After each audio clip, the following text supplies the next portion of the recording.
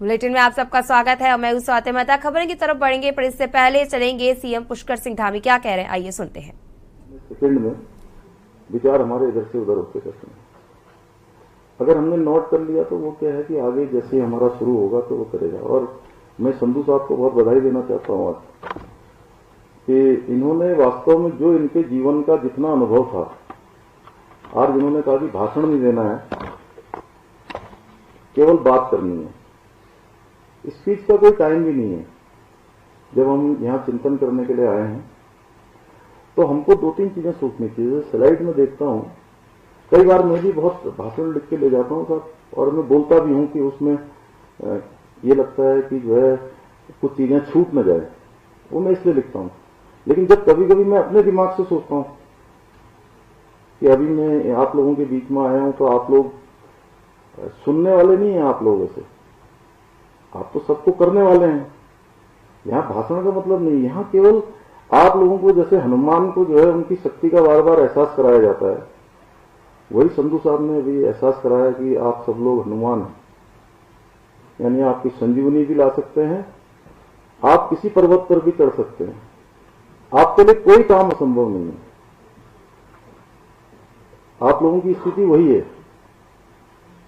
कि आप लोग वहां पर हैं। जैसे मैं सोचता हूं, अब मैं भी ये थोड़ा कुछ पॉइंट बना के लाया था, लेकिन यहाँ आप लोगों का देखा कि मैंने ये तो सब दूसरी तरफ को जा रही है व्यवस्था।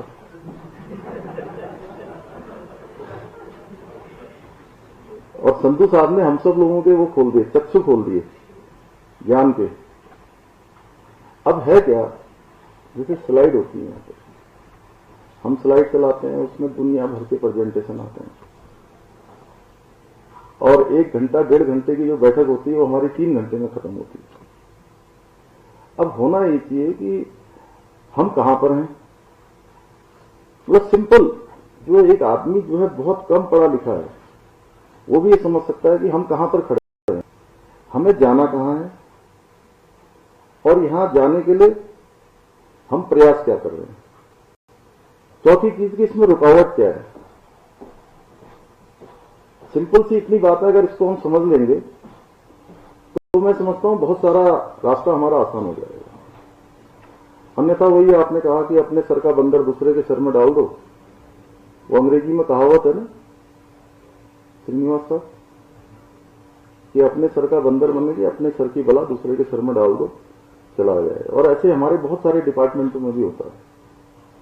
जब मैं पिछले लगभग अब 1.5 साल मुझे होने वाला है, तो 1.5 साल से मुझे जो ये जिम्मेदारी मिली उसमें से 4-5 महीने तो हमारे ऐसे ही निकल गए, बीच के और पहले के। तो जितना मैंने सीखा, एक डिपार्टमेंट दूसरे में डालता है, दूसरा डिपार्टमेंट तीसरे में डालता है, और वो फुटबॉल की तरह बातें घूमती रहती है। एक कहता है साहब फॉरेस्ट वालों ने नहीं करा, वो कहता है ग्राम्य विकास वालों ने नहीं करा, फिर तीसरा कहता है रेवेन्यू वालों ने नहीं करा। वो घूमती चलेगी, पीडब्ल्यूडी वालों ने ये काम आगे नहीं बढ़ाया। तो इस तरह से वो उलझ जाती है पूरी चीज। जो राधा मैम ने भी कहा और संधू साहब ने भी कहा, सरलीकरण हम लोगों ने मंत्र दिया। हम लोग ये आत्मचिंतन करें, जहां चिंतन हमने यहां पर नाम दिया है कि कितने डिपार्टमेंटों ने सरलीकरण किया है, कितने डिपार्टमेंटों ने जो हम लोग बार बार कह रहे हैं वो बातें अपने में एग्जीक्यूट की हैं, अपने डिपार्टमेंटों में लागू करवाने के लिए दिल से काम किया है। या अन्यथा केवल औपचारिकता के लिए ये 3 दिन का हम यहां पर करेंगे, इतना श्रीनिवास जी आपने इतना बड़ा हमको ये प्रांगण भी दे दिया, इतनी सारी सुविधा भी दे दी, आतिथ्य भी दे दिया, और हमारी यहां पर पूरी मशीनरी यहां लग गई, और टाइम भी सबका लगेगा क्योंकि पूरी सरकार यहां है। सरकार अब देहरादून में नहीं है, सरकार सब यहां आ गई है। तो इन 3 दिनों में हमको वास्तव में मन से चिंतन करना पड़ेगा, और केवल चिंतन से ही काम नहीं चलेगा, औपचारिक होके नहीं। आप ये सोचिए कि भाई हमको 3 दिन यहां आए हैं, आप जिलाधिकारी भी हैं, आप शासन के प्रमुख आला अधिकारी भी हैं, आपका समय कितना महत्वपूर्ण है। सोल्यूशन फाइंडर आपको नाम दिया अभी इन्होंने, संधू साहब ने, तो हम क्या सलूशन करने वाले हैं, हम चीजों को कैसे सरलीकरण करने वाले हैं। और मैं सोच रहा हूं संधू साहब आपकी, क्योंकि मैं ज्यादातर बातें जो है आप लोगों से बात करके ही आगे बढ़ता हूं। कई बार मुझे लोग कहते हैं कि नहीं आप खुद ही डिसीजन ले लिया करिए। बहुत बार जो पॉलिटिकल डिसीजन होते हैं, अन्य डिसीजन होते हैं, मैं खुद भी लेता हूं, लेकिन मैं व्यवस्था को मानता हूं, मैं हायरार्की को भी जानता हूं, क्योंकि मैं मैनेजमेंट का विद्यार्थी भी रहा हूं और ऑर्गेनाइजेशन में भी छोटे से सेटअप से लेकर सारे सेटअपों में मैंने काम किया है, तो मैं इसकी महत्ता को जानता हूं।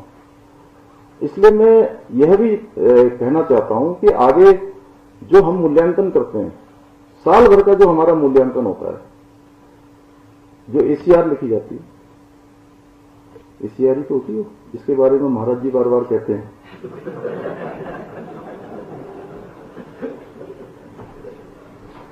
एनुअल क्या होता था, एनुअल कॉन्फिडेंशियल रिपोर्ट। आप लोगों को हंसी नहीं आ रही क्या इसमें? वो रिपोर्ट जो है ऐसे लिखी जानी चाहिए कि साल भर में वास्तव में हमने किसको क्या काम दिया था, वो काम हुआ कि नहीं हुआ, उसमें उनकी क्या ग्रेडेशन रहा है, किस प्रकार की काम की गुणवत्ता रही है, कितना उन्होंने परफॉर्म किया है, उसके आधार पर एसीआर का नंबर होना चाहिए। तो आप सीएम पुष्कर सिंह धामी को सुन रहे थे, जहां मसूरी पहुंचे हुए चिंतन शिविर कार्यक्रम में, वहां पर उनके द्वारा लोगों का संबोधन किया गया और संबोधन करते हुए अपने कामों के साथ साथ किस तरीके से कामों को आगे बढ़ाना चाहिए इसकी जानकारी